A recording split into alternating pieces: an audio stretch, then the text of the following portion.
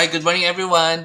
So, kamusta po yung araw niyo today? Hopefully ay nakapunta kayo sa work or nakapunta kayo sa dapat yung punta ng Safe and Sound today. So, gusto ko lang po i-share kung ano po ang message ni Lord or ni God sa ating po today sa Mass. So, unang-una, number one is the Lord is constant. He is spreading His mission everywhere. So, ano po ba ang ibig sabihin po nito? Ang ibig sabihin po nito is si God is bawat minuto, bawat segundo, sinespread po niya yung good news sa atin lahat. Hindi lang dito sa Philippines, pati rin po syempre sa buong mundo. Saka constant po ang Diyos. Kumbaga steady. Hindi po siya nagbabago. Hindi po siya tumitigil. At hindi rin po siya nagpapahinga. Okay?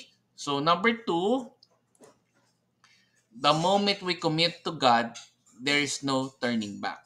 So ano po bang ibig sabihin nito? The moment na choose po natin or pinili po nating mag-commit sa mga utos ni God or sumunod po sa Kanya, wala na pong balikan yon. Tuloy-tuloy na po yon. Hindi pwedeng, ay ngayon, susunod po ako sa mga utos ng Diyos, pero bukas, hindi na po ako susunod dahil hindi na po ako niniwala sa Kanya. Mali po yon. Siyempre, once na mag-decide po tayo mag-commit sa Kanya, tuloy-tuloy na po dapat tayong sumunod sa Kanya.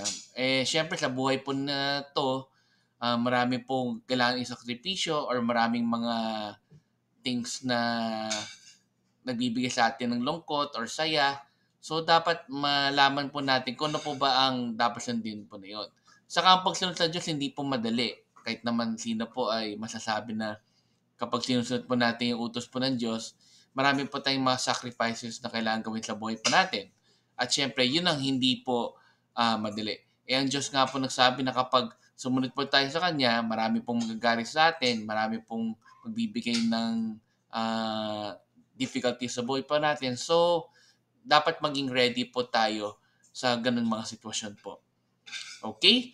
So, that ends po ko na po yung mensahe ng Diyos sa araw po na natin na to. So, let's end again with a simple prayer. In the name of the Father, and of the Son, and of the Spirit. Amen. Lord, I pray na sana po lahat po kami ay mag-commit po sa pagsunod po sa inyo sa mga lahat po ng aral na tinuturo niyo po sa amin. And sana po ay kahit mahirapan po kami sa pagsunod po sa mga utos po inyo, sa mga gusto niyo pagawa po sa buhay po namin, kahit minsan sobrang hirap na rin po yun for us, bigyan niyo po kami ng lakas na tuloy-tuloy at maging constant rin sa pagsunod po na yun. Amen. In the Father, Son, and Spirit. Amen. So, good morning po sa inyo lahat and hopefully have a great day and God bless po sa inyo. Thank you. Daily Thank You Prayer. Lord, thank you very much for all the blessings that you are giving us every day. Thank you for our food, safety, security, guidance, and all your blessings. Please avoid us getting sick from all illnesses and forgive us for all our sins. Lord, I pray that all our hopes and dreams will come true in your own time. Again, Lord, thank you for all the blessings that you have given us. Amen.